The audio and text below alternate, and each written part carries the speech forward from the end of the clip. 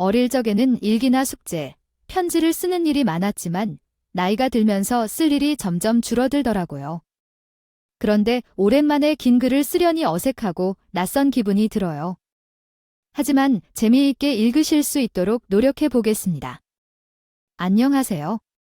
저는 30대 초반에 현재 헤어 디자이너로 일하고 있는 여성입니다. 20대 후반부터 좋아하고 꿈꾸던 미용 일을 하면서 열심히 살아왔어요. 꿈이라면 사랑하는 사람과 함께 사는 집을 갖는 것이에요. 돈을 모을 때마다 집이 커지는 느낌이 들어 행복해요. 사랑하는 사람으로부터 꿈과 희망을 얻었어요. 그 사람은 제 친언니예요. 우리는 2살 차이인데 어릴 적부터 우애가 좋았어요. 성격은 정반대라고 하지만 어릴 적부터 서로를 존중하고 따뜻하게 대해왔어요. 언니의 따뜻하고 신중한 성격과 동생의 조그마한 잘못에도 너그러웠던 언니의 모습을 보며 저는 언니를 사랑하고 감사해했습니다. 그러나 때때로 언니를 부러워하고 질투하기도 했습니다. 어릴 적에는 제게 어머니와 아버지가 언니를 더 아끼는 것 같아서 그것이 걱정되기도 했습니다. 하지만 조금씩 나이를 먹을수록 그 당시에 나만큼이나 조그마했던 언니가 생각보다도 깊은 고민과 아픔을 안고 있었다는 것을 알게 되었습니다. 내용을 한국어로 번역하면 다음과 같습니다. 얼마나 용기 있는 선택을 했는지, 얼마나 나를 위하는 선택이었는지 맘속 깊이 알겠다. 원래도 잘 따랐지만 언니의 마음을 더 깊게 이해한 이후로는 아예 찰싹 붙어 다녔습니다. 이 세상에 절대적인 내 편이 있는 그 기분을 느끼게 해준 언니가 정말 고마웠어요. 엄격하지만 사랑 넘치는 부모님과 언제나 나를 위해 주는 언니가 있기에 나는 언제까지나 행복할 줄 알았다. 하지만 너무 행복하다 싶으면 그 순간이 깨지는 것을 알게 되었어요. 안일하게 살지 말라고 안심한 채로만 살아가면 이런 시련이 생길지 모르는 것 같아요. 제가 22살 때 교통사고로 부모님이 돌아가신 거예요. 부모님을 한순간에 잃고 난 후 나는 삶을 아예 놓아버리고 싶었어요. 처음 느꼈던 절망감이었죠. 교통사고가 났던 그날 부모님이 저를 데리러 오시러 오던 중에 그렇게 되셨다고요. 오랜만에 본가에 내려가기로 했는데 데리러 오신다는 걸 거절해도 난 다시 봐야 한다며 신이 나곤 하던 부모님의 목소리를 잊을 수가 없어요. 부모님과 사고가 난 상대편도 그 자리에서 돌아가신다는 것, 저만이 원망해야 하는 것 같아요. 저희 가족은 신에게 가정을 무너뜨린 죄로 혼신을 쏟았습니다. 저는 그날 집을 나서지 않았다면, 더 이상 찾아오지 말라고 거절했다면 어쩌면 부모님은 황망해하지 않았을 것이라고 생각했습니다. 이미 늦어버린 가정을 되뇌며 자신을 비난했습니다. 그러나 제가 그런 행동을 하지 못한 이유는 언니 때문이었습니다. 우리 언니가 혼자 남겨지기를 생각해서 저도 세상을 떠날 수는 없었습니다. 부모님이 떠나신 후 자책하는 저를 지켜준 언니는 수십 번, 수백 번을 말해주며 제 잘못이 아님을 설득해 주었습니다. 이런 감사함과 미안함이 머릿속을 뒤숭실 정도로 얽히고 설킬 정도였습니다. 언니도 아픈 가슴을 치유할 시간이 필요했는데 저 때문에 그렇게 하지 못한 것을 생각하니 얼굴을 마주하는 것조차 힘들게 느껴졌습니다. 상처를 주고 싶지 않았겠지만 그렇게 하지 않으면 답답함으로 숨을 쉴 수 없었습니다. 매일 밤 찾아오는 악몽에서 벗어나지 못해 매우 어려운 생각 때문에 이기적으로 굴던 것을 후회하고 있습니다. 언니를 믿고 솔직하게 이야기하지 않은 것을 후회하고 있죠. 그때 언니가 혼자 남은 기분이었을까 생각해봅니다. 언니를 피하는 행동으로 슬픔을 묻어두려고 했고 그런 과정에서 부모님에 대한 이야기가 나왔습니다. 언니가 일 때문에 술을 마시고 집에 들어온 적이 있었는데 너무 힘든 상황에서 갑자기 울면서 말했죠. 나 혼자 남기지 말고 나를 떠나지 말라는 이야기였습니다. 그 상황에서 언니를 안아 울었죠. 결과적으로 그 순간 속마음을 털어놓았습니다. 이들 이야기는 형제 자매가 인생의 어려움에 대처하는 과정을 다루고 있습니다. 처음에는 서로 간 거리를 두고 있었지만 마음을 열고 솔직하게 대화를 나누면서 서로의 상처와 감정을 이해하고 지지해주는 것이 중요함을 깨닫게 됩니다. 언니는 자매를 위로하고 응원하며 함께 어려움을 극복하자고 말합니다. 자매는 언니를 통해 다시 희망을 얻고 자신도 언니를 지지하고자 합니다. 이런 상황을 통해 이야기는 가족 간의 연대감과 서로를 지지해주는 소중함을 강조하고 있습니다. 이야기의 끝이 약간 잘렸지만 삶의 어려움을 함께 극복하며 서로에게 힘이 되는 모습을 담고 있습니다. 언니를 위해 이겨내자는 다짐으로 열심히 살기 시작했던 것 같아요. 학교도 가지 않고 매일 방 안에만 박혀 있었던 저는 자퇴하고 미용일을 배우기로 했습니다. 원래도 관심 있던 분야이기도 했고 얼른 사회에 나가고 싶었어요. 더 이상 어리광을 피울 수 없다고 생각했거든요. 불행 중 다행인지 부모님이 남겨둔 재산이 있었는데 그렇다고 그걸 쓰고 싶진 않았어요. 그 큰 돈을 어떻게 써야 할지 막막하기도 했지만요. 사실은 자꾸 그게 부모님의 목숨값처럼 느껴져서 그걸 써버리면 부모님의 지난 삶이 없어질 것 같아서 도저히 쓸 수가 없는 거예요. 그래서 그 돈은 언젠가 우리 자매가 정말 어려운 순간 찾아올 때 쓰자는 마음으로 묵혀두기로 했어요. 그래도 함께 살던 집이 있기에 그것만으로 충분히 감사하고 있었고요. 제가 미용일을 배우자 언니도 대학교를 그만두고 일을 하려고 하더군요. 그래서 전 처음으로 화를 내며 절대 안 된다고 막았습니다. 언니까지 일할 이유 없고 나는 언니보다 대학교를 짧게 다녔으니 차라리 빨리 꿈을 찾는 게 나은 선택이라고요. 언니는 공부도 잘했거든요. 소위 말하는 명문대를 가서 부모님이 정말 많이 자랑스러워 하셨고요. 그런데 저 따라 일한다고 그런 학교를 그만두면 하늘에 계신 부모님 별 면목이 없을 것 같았죠. 언니는 울면서 고맙고 미안하다 했지만 오히려 제가 그렇게라도 도움이 될 수 있어서 이야기의 끝이 약간 잘렸지만 삶의 어려움을 함께 극복하며 서로에게 힘이 되는 모습을 담고 있습니다. 나는 다행이라고 생각했습니다. 언니가 어떻게 유감 표시를 해도 내가 느끼는 유감은 그에 비하지 않을 것이라 생각했기 때문이었습니다. 그러한 이유로 우리는 때로는 친구처럼, 때로는 가족처럼 서로에게 의지하고 기대하며 부모님이 떠난 빈자리를 채워나갔습니다. 갑작스러운 사고로 부모님이 남긴 유품 같은 것들은 없었습니다. 외출한 채 그대로 물건들이 집 곳곳에 남아있었기 때문이죠. 이러한 이유로 엄마와 아빠만이 사라진 집에 머물러야 했고 이를 괴롭게 여겨 하지만 떠날 수 없었습니다. 그 집 자체가 엄마와 아빠의 유일한 흔적이자 마지막으로 남은 곳이었기 때문입니다. 집을 치우지 않고 살다가 어느 날 우연히 안방에 들어가 보니 녹음기 한 대를 발견했습니다. 엄마는 건망증이 심하셨는데 항상 전화기를 들고 다니셔서 자주 녹음을 했었습니다. 자신이 한 말을 다시 듣고 까먹을까 봐요. 사람 맨 윗칸에 늘 엄마가 두신 그 녹음기를 보자 눈물이 흘러내려왔습니다.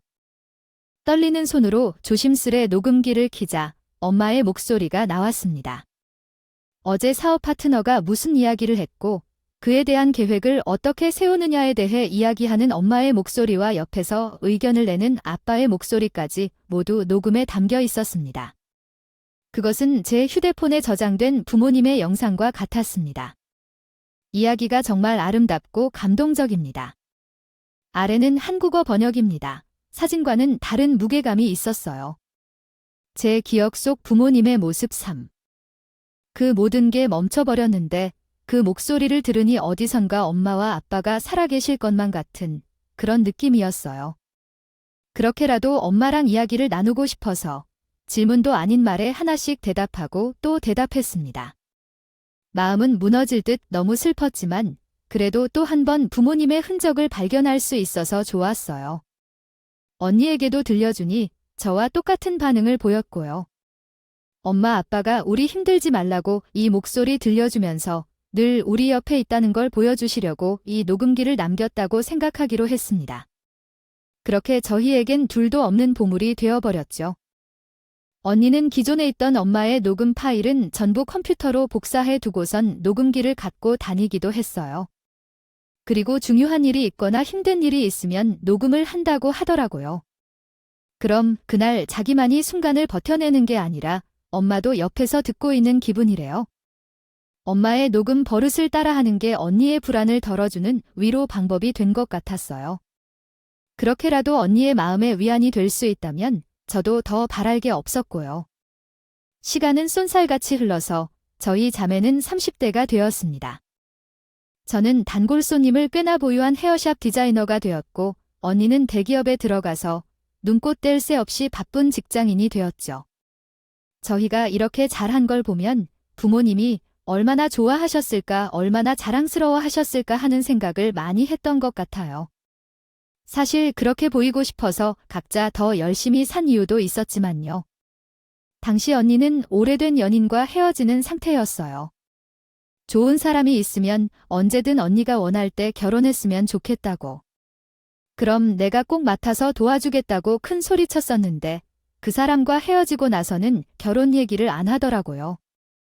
언니가 뭐 요즘 같은 시대엔 꼭 결혼을 해야 하는 건 아니니까 각자 열심히 살다 보면 뭐라도 되겠지 싶마음으로 지냈습니다. 그러다 언니가 대학 동기 모임에 갔다가 만난 남자와 연애를 시작한 거예요.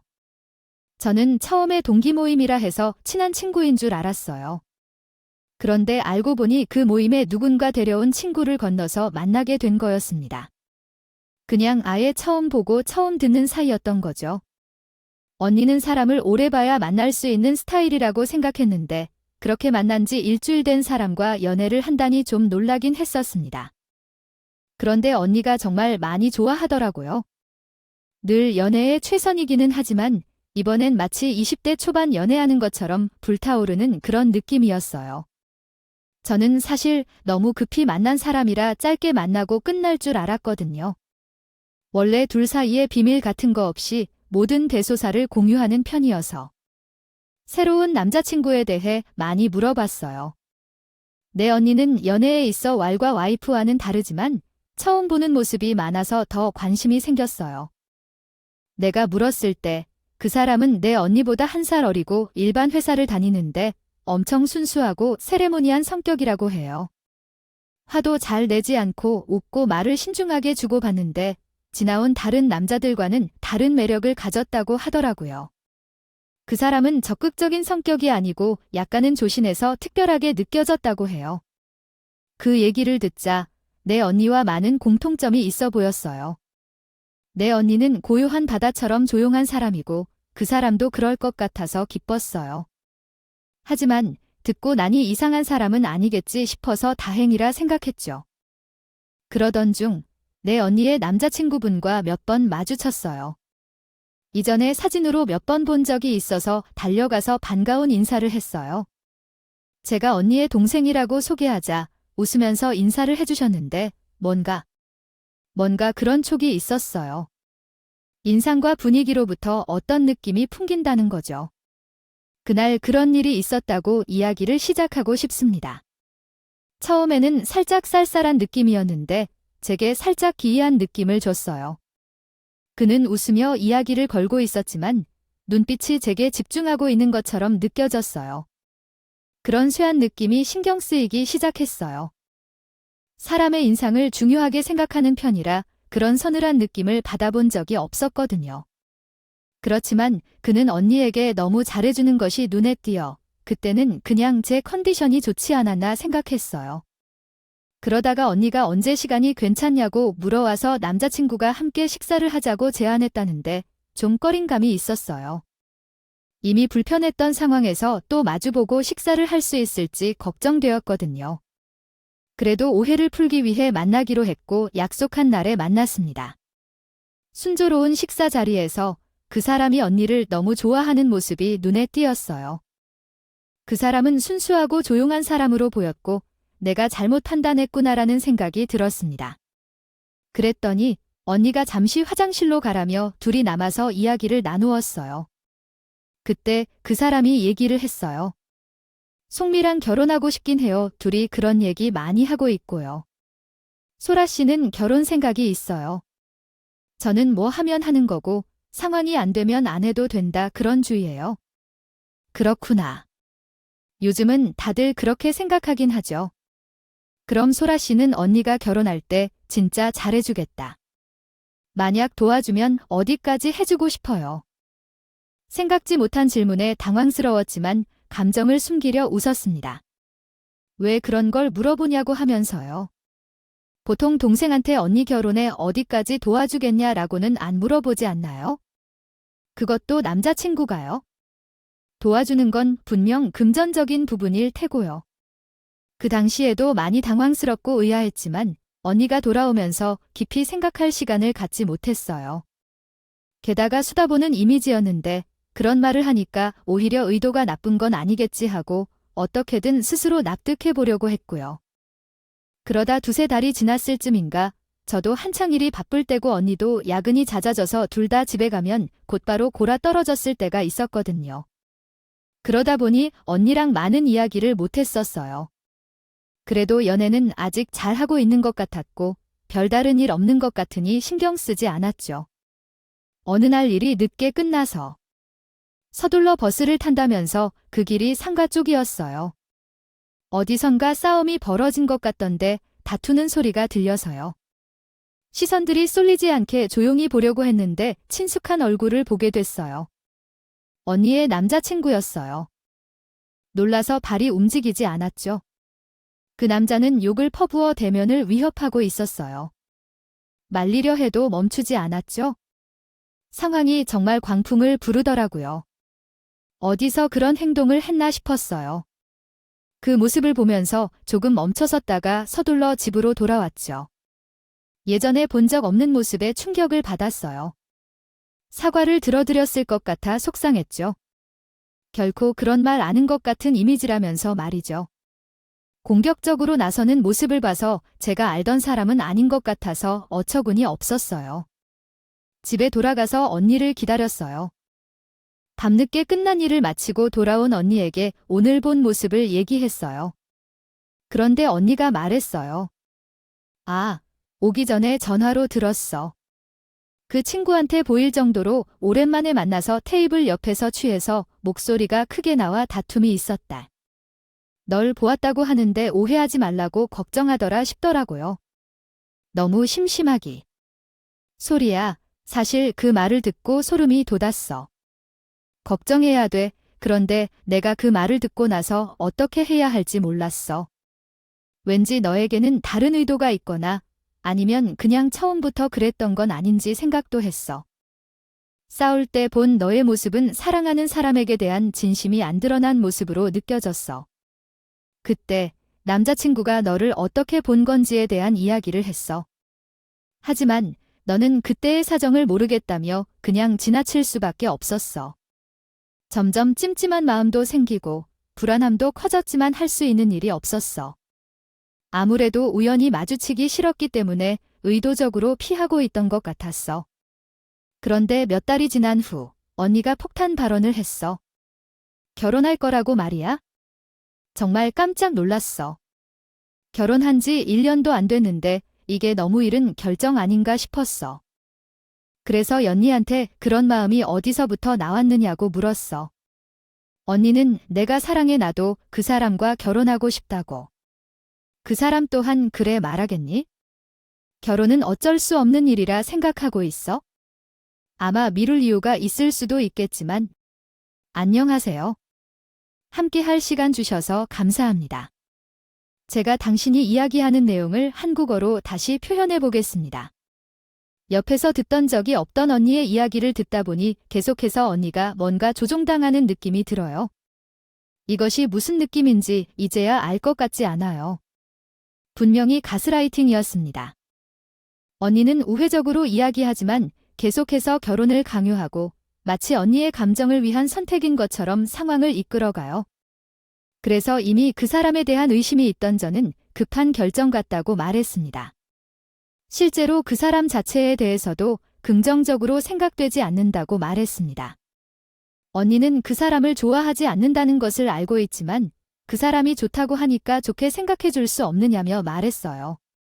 언니는 조용하면서도 당당하다고 생각했는데 이렇게 흔들리고 휘둘리는 모습을 보니까 당황스러웠어요. 또 결혼을 강요하는 그 사람의 생각도 궁금했습니다. 사랑한다는 이유 외에도 다른 이유가 있는지 궁금했고 언니가 상처받을까봐 쉽게 물어보지 못했습니다. 나는 언니 결혼에 대해서 뭐라 말할 수는 없지만 난 유일한 가족이야. 내 모든 말이 오직 언니를 위한 거라는 걸 알아줬으면 좋겠어. 언니를 생각하여 한 일이잖아요. 그렇기 때문에 조금만 더 신중하게 결정해 주세요. 정말 마음에 걸려서 이렇게 말하는 건데요. 가까이서 보았을 때는 신뢰할 수 있는 사람인 언니가 한 발짝 떨어져서는 내 감정이 없어졌어요. 그래서 내가 오히려 객관적으로 판단하는 건 아닐까 생각이 들어요. 이처럼 진지하게 말하니 언니도 어느 정도 고민 중인 것 같았어요. 그러나 한 달 후 언니는 결혼하고 싶다고 다시 말했죠. 그동안 언니가 어느 정도 마음을 바꿨다는 것 같더라고요. 그래서 결국 받아들일 수밖에 없었어요. 더 반대하면 올해 언니와 내 사이가 깨질까 두려워서요. 결혼은 매우 빠르게 진행되었어요. 언니 집안도 부모가 없어서 간단한 과정으로 진행되었어요. 식사 날짜도 예상보다 빨랐어요. 어디에 살고 얼마나 비용이 들지에 대해 이야기했는데 언니가 망설이는 듯 마음을 아낀다고 했었어요. 처음 결혼에 대해 대화했던 때가 생각나네요. 남자가 결혼 전에 함께 가지고 있는 재산을 공유하자고 했다고요. 뭐 합의하에 통장을 공개하는 사람들이 많으니까 그런 것은 이해해요. 그런데 그 사람은 버리기만 하는 것이 아니라 각자 상속받을 유산 같은 것도 미래 재산이니까 꼭 공개해야 한다고 했다는 겁니다. 그 이야기를 듣고 설마 하면서 물어봤어요. 혹시 우리가 부모님 재산을 상속받은 거 알고 있냐고요? 그랬더니 연애 초반에 이야기했다답니다. 돌아가시고서 남겨주신 것이 있다고요? 그 이야기를 듣는데 싸하더라고요. 그 얘기를 왜 했냐고 물어보니 남자친구가 먼저 부모님 이혼한 얘기해주고 자신은 자식으로서 받은 게 없다며 먼저 상황을 오픈했다고 해요. 그러다 보니 자신도 숨기는 것 없이 상황을 솔직히 말하고 그 사람이 가진 마음의 부담을 덜어주고 싶었다고 해요. 뭔가 속이 너무 답답하더라고요. 콩깍지 때문인지 가스라이팅 때문인지 모르겠지만 언니가 많은 패를 보여주고 있다는 생각이 들었어요. 그리고 그게 어떤 결과를 불러올지 알 수 없어 불안한 마음도 있었고요. 하지만 그 모든 것은 나만의 심정이었고 언니의 결혼을 막을 순 없었습니다. 언니는 결국 그 해에 결혼을 했고 저희 집에서 30분 거리에 위치한 신혼집을 구해서 살게 됐어요. 결혼 후 언니는 연봉이 좀 더 낮아도 일정 편안한 분위기의 회사에서 일하고 싶었어요. 그동안 힘겹게 일한 후 이제는 일상을 즐기며 취미생활도 즐기고 싶다고 말했거든요. 하지만 남편은 결코 동의하지 않았어요. 이중 소득이 없으면 살기 어렵다고 반대했다더군요. 그리고 남편의 연봉이 제 연봉보다 훨씬 높았거든요. 하지만 그의 반대에도 불구하고 결혼한 지 3달 만에 본인은 회사를 그만두었어요. 상사가 괴롭힌다거나 그런 소리를 들었는데 매우 이해할 수 없었어요. 언니는 심지어 이직을 하려고 한 것인데도 남편은 아무 책임감 없이 그만두다니요. 언니가 점점 어려워하는 것 같았어요. 아마 그때부터인 것 같아요. 언니가 집에 자주 오지 않기 시작했습니다. 언니는 아무 일도 없는 듯이 회사와 집이 더 가까워졌다던가 오늘은 제게 보고 싶어서 왔다던가 각종 이유를 대면서 찾아왔었어요. 하지만 제가 알 수 있었습니다. 언니에게 어떤 문제가 있는걸? 그래서 무슨 문제가 있는지 물어봤더니 남편과 최근 계속 말다투고 있다고 했어요. 결혼 후부터 자신에게 짜증도 많이 내고 해당 문제로 인해 예전과 같은 일상을 즐기지 못하고 있는 것 같아요. 특히 경제적인 문제로 많이 싸운다고 해요.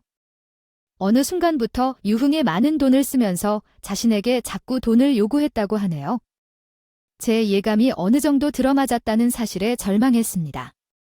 한 번은 언니가 볼이 부은 채로 늦은 밤 우리 집을 찾아왔던 적도 있었어요. 언니는 그에 대해 별말 없이 너무 피곤하다며 방으로 들어갔지만 상처를 보면서 분명히 맞았던 것 같았어요. 저는 언니를 붙잡고 피면이 나냐고 형부가 때렸냐고 물었지만 언니는 아무 대답도 하지 않았어요. 너무 화가 나 형부에게 전화를 걸어 우리 언니를 때렸냐고 소리쳤지만 그냥 확 끊길 때까지는 다툰 거라며 전화를 끊겼어요. 화가 나서 머리가 아파도 언니가 현재 가장 힘들 것 같아서 뭘 할 수 없었어요. 그래서 한 번은 언니가 가지고 있는 녹음기에 음성으로 편지를 남긴 적이 있었어요. 언니, 힘들면 혼자 삼키지 말고 서로에게 털어놓으면서 이겨내자고 말했었어요. 혼자 삼키면 내 마음이 너무 아파. 혼자 듣지 말고 나에게 이야기해줘. 내가 들은 녹음 내용은 언니가 눈물을 흘리며 나를 찾아와서 현실이 너무 힘들다고 솔직하게 고백했어요. 그녀는 자신을 괴롭힌 남자에 대해 후회하고 결혼 생각을 하지 않았어도 결국 속아서 결혼했다는 것에 자신을 탓하고 있었죠. 그런데 나는 소통을 거부해서 그동안 아무 말도 못했다고 스스로를 욕하며 말했어요. 그 말을 듣자마자 마음이 아프고 가슴이 찢어지는 듯 했어요. 이제는 그녀가 우울한 모습을 지켜보며 널어놓을 수 없었고 형부를 향해 직접 이야기를 해야겠다는 생각이 들었습니다. 그런데 그 순간 우리 언니가 사고를 당해버렸어요.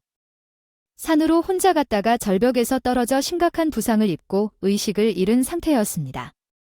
신께 기도하며 병원에 도착했을 때 언니는 의식이 없었고 심각한 부상을 입은 채 우리 앞에 있었어요. 상황을 총체적으로 살펴보면 이야기를 세우면 풀리기 쉬울지도 모르겠어요.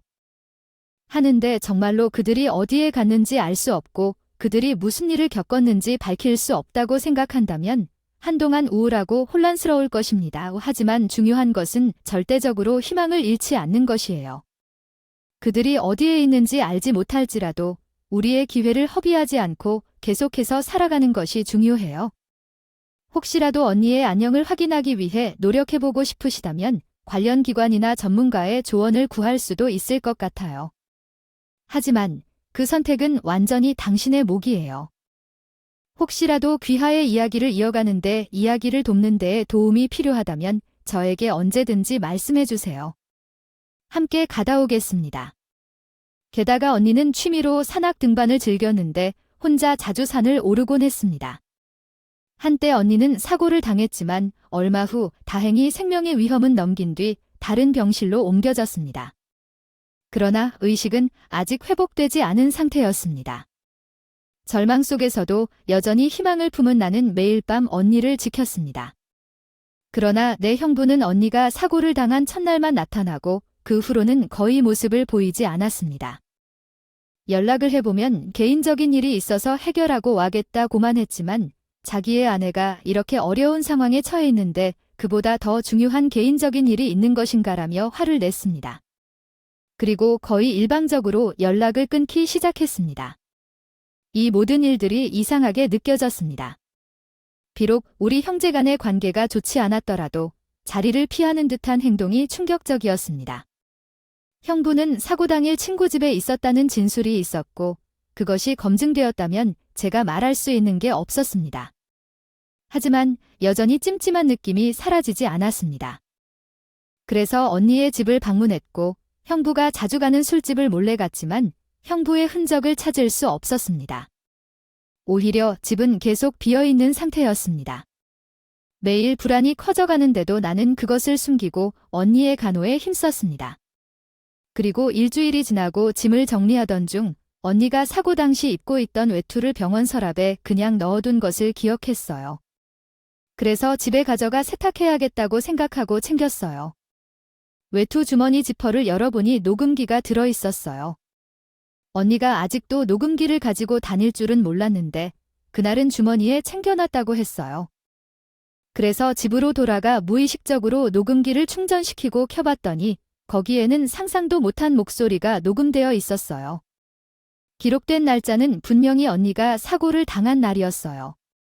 언니가 녹음을 하는 버릇이 떠올랐어요. 녹음기 속 목소리의 주인공은 형부와 언니였어요. 어제는 화내고 떠나버릴 정도로 평소랑 달라 보였는데 갑자기 왜 여기로 왔는지 묻던 목소리가 들렸어요. 부모님의 재산을 돌려받을지 여부를 결정하려고 여기에 와서 논의하려는 모양이었어요. 언니는 신혼여행 중 돈 문제를 회피하는 것에 동의했다고 했는데 형부는 그것을 사기라고 생각했고 자신도 그 돈에 권리가 있다고 주장했어요. 비명과 몸싸움 소리가 들리고 이제는 겁을 먹지 않는다고 말하며 대화가 점점 더 치열해졌어요. 결과적으로 언니의 비명 소리가 들리고 뭔가 떨어지는 소리가 들렸어요. 녹음기가 꺼져버렸고 나는 녹음기를 들고 멍하니 앉아 몇 시간을 보냈습니다. 분명히 형부가 언니를 밀치고 사고를 일으켰고 그 모습을 감췄었던 것 같았어요. 형부는 존재를 숨겨내며 언니에게 접근하려 한 것을 깨달았을 때 분노가 가라앉지 않았습니다. 우리는 경찰에 신고할 수도 있었지만 직접 현장에서 잡아야 한다고 판단했어요. 몇 가지 계획을 세운 후 친구의 핸드폰으로 형부에게 연락했습니다. 형부에게 문자로 연락이 닿지 않아 다른 번호로 문자를 보내니 곧바로 답이 왔어요. 저희가 만나 상의하고 싶다는 내용의 문자를 보낸 후 형부가 곧바로 연락해 나타나자 주변을 살펴보며 안심한 듯 했어요. 그 순간 경찰이 현장에 대기하도록 미리 녹음 파일을 보내고 상황을 공유했습니다. 결국 약속된 시간에 형부가 나타났고 거리에서 주변을 주시하며 나에게 일이 생겼다고 미안하다고 말했어요. 재산 문제에 관해 묻지도 않고 먼저 그 이야기를 꺼내는 형부가 너무 역겨웠어요. 하지만 언니의 안부를 묻기보다는 그게 더 중요한 문제라고 생각해서 연락드려 확인을 요청했어요. 형부는 녹음기를 통해 들은 어떤 소리에 분노한 눈빛으로 제게 다가왔고 녹음기를 빼앗으려고 했지만 최종적으로 경찰에 체포되었어요. 이 상황에서 부모님께서 우리를 지켜주신 것 같았고 부서진 녹음기 파편을 주우면서 그들에게 감사의 말씀을 전했습니다. 부모님이 선물해 주신 것 같다고 말했어요. 우리를 구했다고요? 형부가 구속되고 난 폭풍이 지나간 자리를 수습했습니다. 언니는 한 달 반이 지나서야 기적적으로 의식을 되찾았고 지금 안정을 되찾고 있는 중이에요. 제발 살아만 달라고 했는데 제 기도가 처음으로 받아들여졌나 봅니다. 아니, 언니가 맨 처음 깨어났을 때 가장 먼저 제 이름을 불러줬으니 이건 분명 부모님이 내려주신 기적이 맞는 것 같아요. 병원 쪽에선 앞으로 재활을 열심히 하면 될 것 같아서 희망을 품고 지내는 중이에요. 이젠 그만 울고 그만 아파하려고요. 옆에서 극진히 간호해서 어서 빨리 다시 전과 같은 일상으로 돌아가고 싶은 마음뿐이거든요. 언니와 다시 행복하게 지낼 생각을 하면 제가 더 열심히 살아야 할 필요성을 몸소 느낍니다. 그렇게 하루하루 최선을 다해 살다 보면 분명 또 다른 기적이 찾아올 날도 있겠죠. 언니와 제가 행복을 되찾을 수 있도록 짧은 기도 부탁드릴게요. 그럼 긴 글 읽어주셔서 감사합니다. 여러분의 평범한 하루에도 기적이 찾아오길 바랄게요.